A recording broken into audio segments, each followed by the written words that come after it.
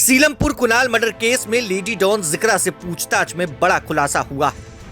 जिक्रा नाबालिग लड़कों की फौज तैयार कर रही थी। जिक्रा की नाबालिग गैंग में 8 से 10 लड़के थे। लोगों को धमकाने और वर्चस्व बनाने में जिक्रा लगी थी। वह हमेशा अपने साथ लड़कों को लेकर निकलती थी। कुणाल मर्डर केस में भी नाबालिगों की भूमिका की जांच हो रही है। जानकारी के अनुसार कुणाल पर हमला करने से पहले जिक्रा ने अपने नाबालिग लड़कों से कुणाल की रेकी करवाई।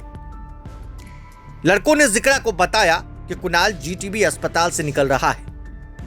इसके बाद जिक्रा अपने लड़कों को लेकर निकली।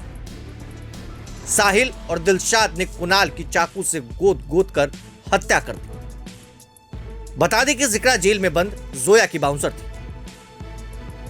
सीलमपुर इलाके में गुरुवार शाम को 17 वर्षीय कुणाल नामक लड़के की चाकू घोंपकर हत्या कर दी गई थी। किशोर की चाकू घोंपकर हत्या करने के बाद हिरासत में लिए गए 4 लोगों में लेडी डॉन जिक्रा भी शामिल है। गिरफ्तारी के बाद लेडी डॉन की पहली तस्वीर शनिवार को सामने आई। पुलिस के अनुसार 17 वर्षीय कुणाल नामक लड़के की कथित तौर पर हत्या कर दी गई जब वह अपने बीमार पिता के लिए चाय बनाने के लिए दूध खरीदने बाहर गया था। उन्होंने बताया कि उसे पास के जेपीसी अस्पताल ले जाया गया, जहां डॉक्टरों ने उसे मृत घोषित कर दिया। कुणाल सिंह की हत्या गुरुवार शाम करीब 7:30 बजे उसके घर से कुछ मीटर की दूरी पर की गई। इस पर परिजन क्या कुछ कह रहे हैं वो सुनिए।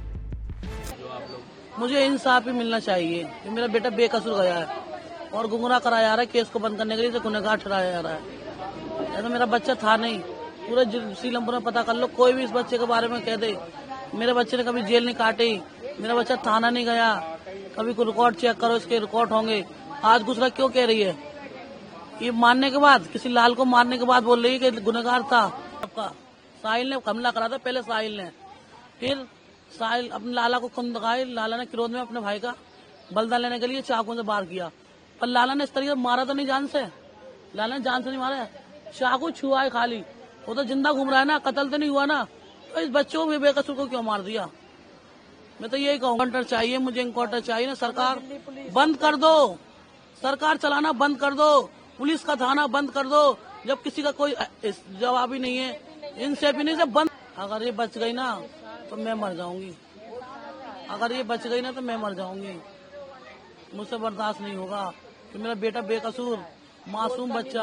पीड़ित के परिवार के सदस्यों ने दावा किया कि कुछ समय पहले कुणाल के समुदाय के कुछ लोगों ने जिक्रा के चचेरे भाई साहिल पर कथित तौर पर हमला किया था, जिसके बाद पुलिस ने हत्या के प्रयास का मामला दर्ज किया था। इस बीच मृतक की मां परवीन ने कहा, जिक्रा इलाके में पिस्तौल लेकर घूमती थी। उसके चचेरे भाई साहिल के साथ एक घटना हुई थी, लेकिन मेरा बेटा उसमें शामिल नहीं था। फिर भी उन्होंने उसे मार डाला। उन्होंने उस पर कई बार बेरहमी से चाकू से वार किया। इस मामले में पुलिस ने भी बड़ा एक्शन लिया है। कई लोगों की गिरफ्तारी की खबर है कि जिक्रा ने पुलिस के सामने कई चौंकाने वाले राज खोले हैं। मुख्य आरोपी समेत 7 लोगों की गिरफ्तारी की अब तक पुष्टि हो पाई है।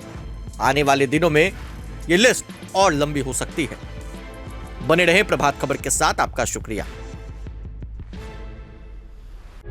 प्रभातखबर.com, विश्वास वही, रफ्तार नहीं।